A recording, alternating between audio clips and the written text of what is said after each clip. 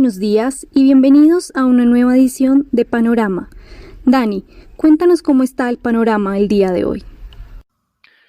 Muy buenos días, Sharon. Panorama de la jornada despejado. Tenemos valorizaciones tanto en Estados Unidos como en Europa. Y la noticia del día tiene que ver con ya la superación del proceso de certificaciones de todos los estados en Estados Unidos, obviamente del resultado electoral, en la que Biden obtuvo pues la mayoría de votos, no solamente populares, sino del colegio electoral. Y esto pues muy a pesar de la infinidad de maniobras dilatorias implementadas por la campaña de Trump para evitarlo. Aún les queda, pues, al parecer, algunas maniobras en los estados, pero pues las fechas que ya empiezan a ser interesantes son las que tienen que ver directamente con las decisiones del colegio electoral como tal o de los electores.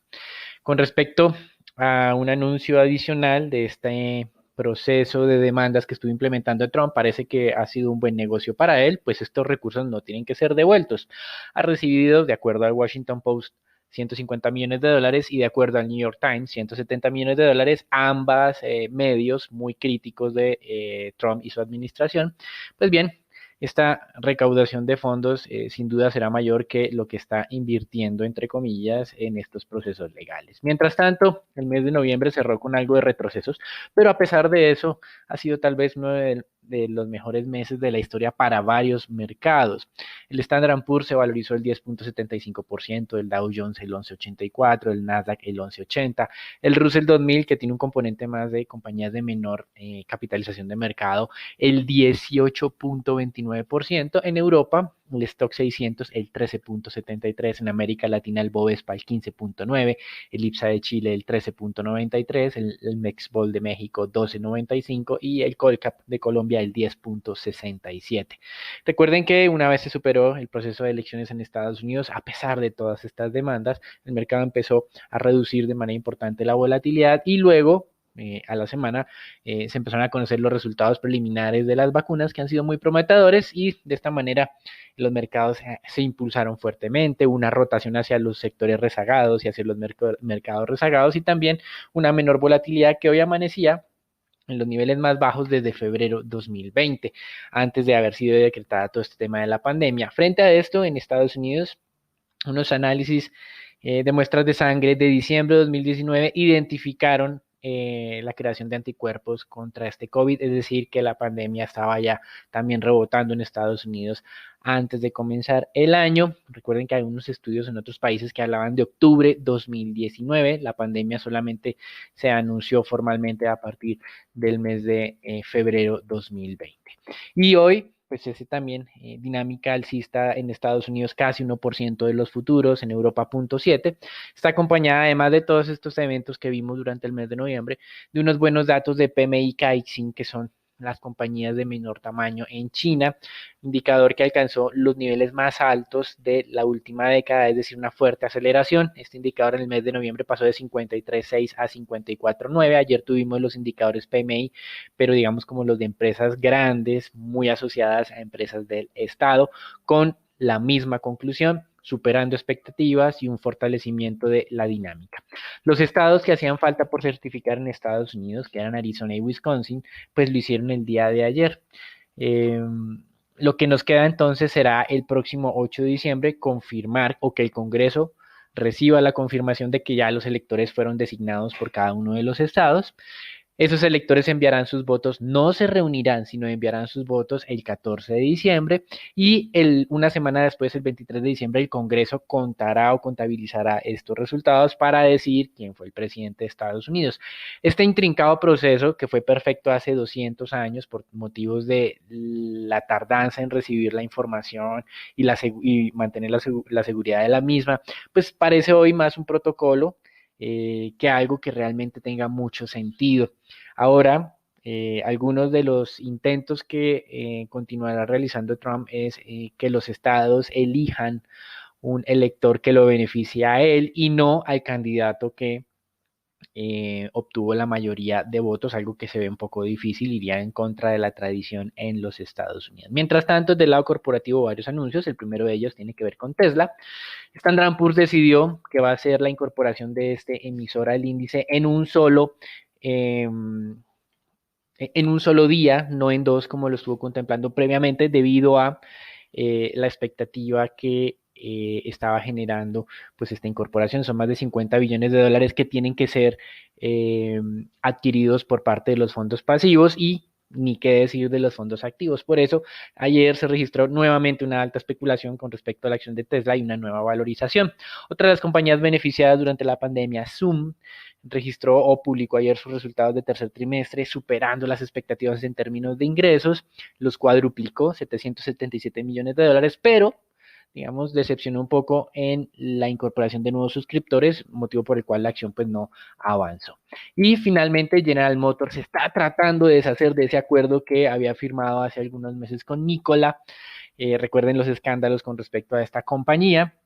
Y ahora el nuevo acuerdo no es vinculante, tampoco los compromete a tener una participación accionaria, es decir, no van a invertir directamente en esta empresa, tampoco van a ensamblar la camioneta o la pickup, como dicen en Estados Unidos, eléctrica de Nikola, etcétera, etcétera. Es decir, un acuerdo más suave, más leve, que el mercado interpretó correctamente como, digamos, un mensaje de no confianza con respecto a esta alianza, y las acciones de Nikola se caían más del 20% esta mañana.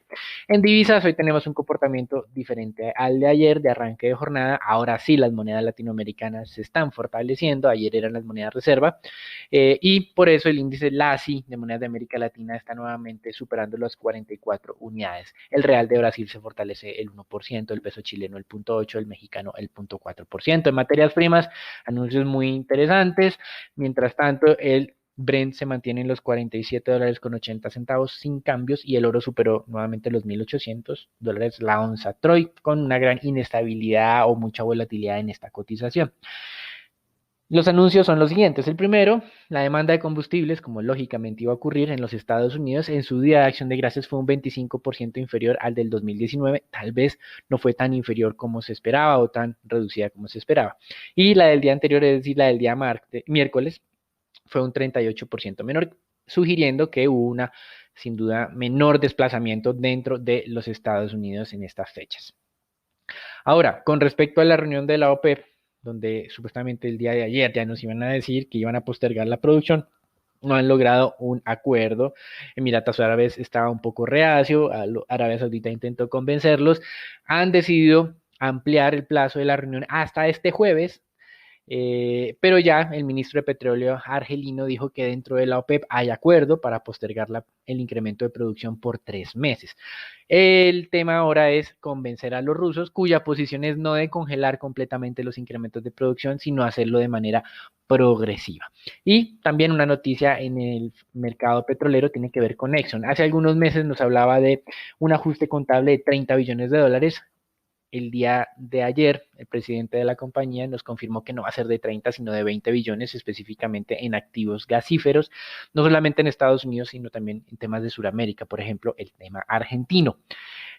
Reducirán de manera sustancial también las inversiones para este año, despedirán a cerca del 15% de sus trabajadores hasta finalizar el 2021, y con eso esperan generar suficientes ahorros para mantener, lo que dicen los analistas, sus insostenibles dividendos si los precios de petróleo no suben. El dividend yield de la acción de ExxonMobil es de casi un 9%. Así que todo esto simplemente para corroborar lo que ha venido siendo un difícil marco para el mercado petrolero. Bajo la administración Biden, algunos decían que les va a ir peor por el plan de Biden de impulsar las energías verdes. Tal vez no sea tan negativo, lo que haga Biden es incrementar, o sus decisiones sirvan para incrementar los precios del petróleo. Mientras tanto, en renta fija, sin cambios sustanciales. Hoy tenemos declaraciones del presidente de la FED en el comité de banca del Senado. Ya se filtró el discurso donde se muestra optimista frente a los desarrollos de mediano plazo debido a estos resultados de las vacunas, preliminares obviamente,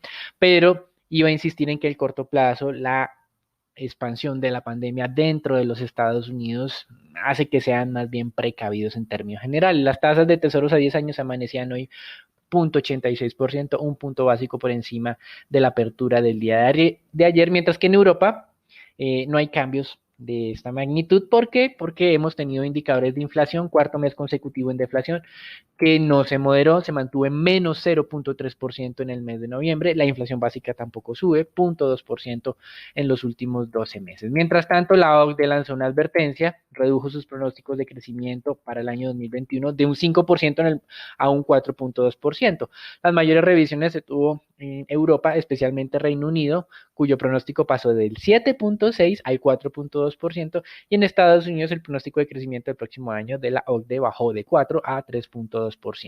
La organización, sin duda, está considerando que mientras se operacionaliza toda esta fase de vacunación masiva en los países desarrollados, pues bien, tendrán que implementar todavía restricciones para contener la pandemia, y debido a esto hizo la revisión. Esto es todo por el día de hoy. Lo dejamos con Sharon, Raúl, Daniela y Nicolás para que nos cuenten qué está ocurriendo en el mercado colombiano.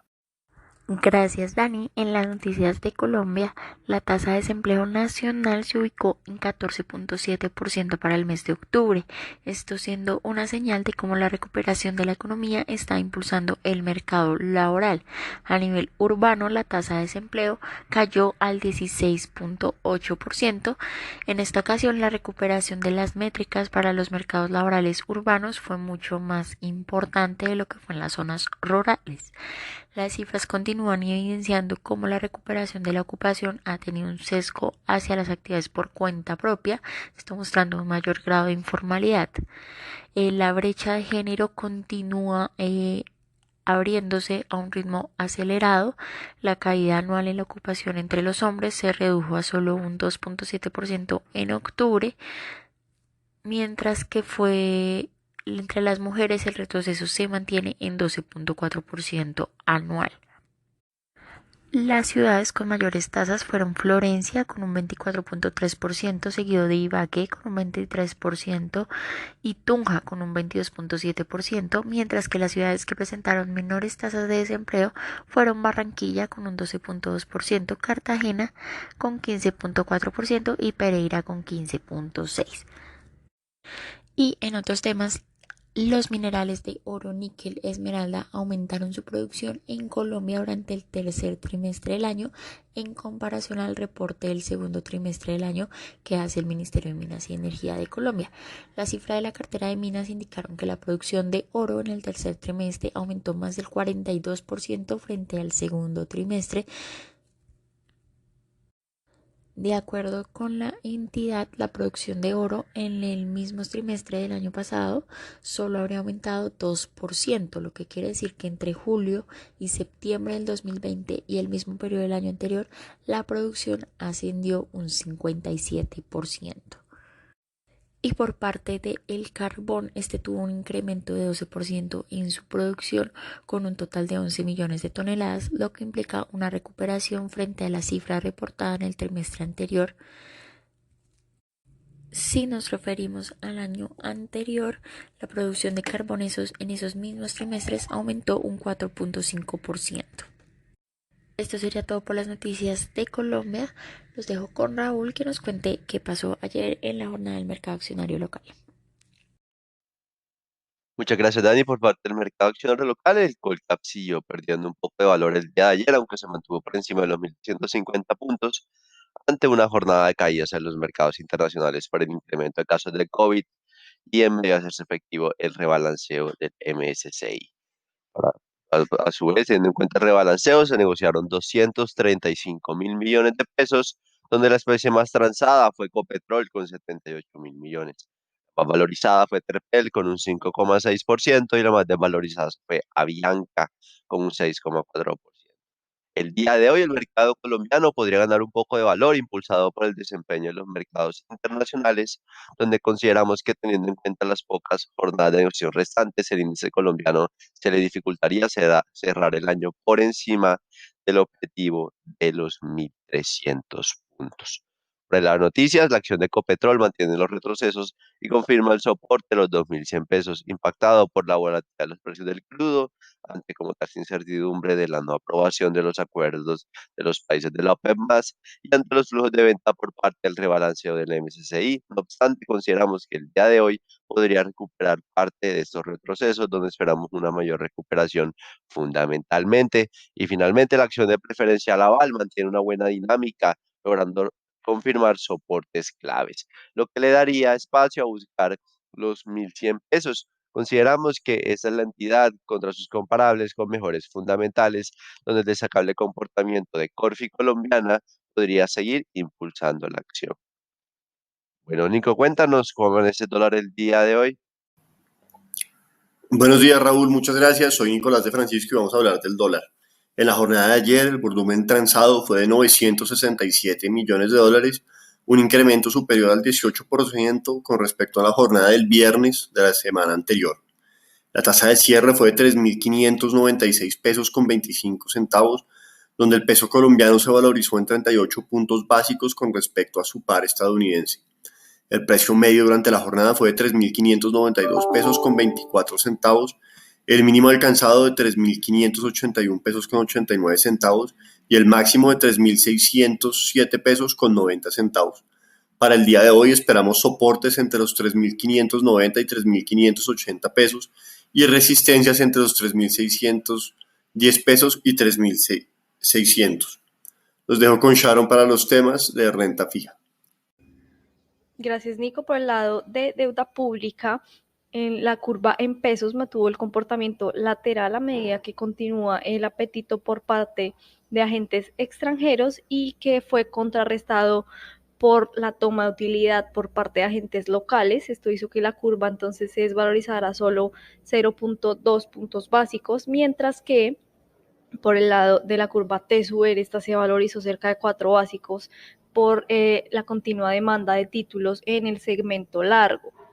Por el lado de los 24, estos se desvalorizaron un básico y cerraron en 3.54%, y de igual forma los 28 presentaron una desvalorización menor a un básico y cerraron en 4.93%. En el lado de deuda corporativa se operaron cerca de 2.000 millones a través del sistema transaccional y 785.000 millones por registro. Lo más transado fue tasa fija del 21, del 22 e IBR del 23. En cuanto a las negociaciones con respecto al mes pasado, los TSUR se mantienen como la referencia más valorizada en todos los plazos, seguido por títulos indexados a la inflación en deuda privada. Por el lado de los títulos indexados al IBR, estos fueron los que se ubicaron como los más desvalorizados en el mes, seguidos por los títulos TES en pesos con desvalorizaciones únicamente en el segmento corto, pero que no son significativas como tal. El día de hoy esperamos entonces que se mantenga ese entorno positivo internacional que llevaría a el continuo apetito inversionista, sobre todo en el segmento largo de las curvas, que se estaría presionado hacia la baja en la jornada de hoy, aunque podríamos observar también algo de toma de utilidad que podría generar algo de comportamientos laterales. Con eso concluimos nuestro panorama del día de hoy. Gracias por escucharnos y no olviden suscribirse a nuestro podcast y seguirnos en nuestras redes sociales.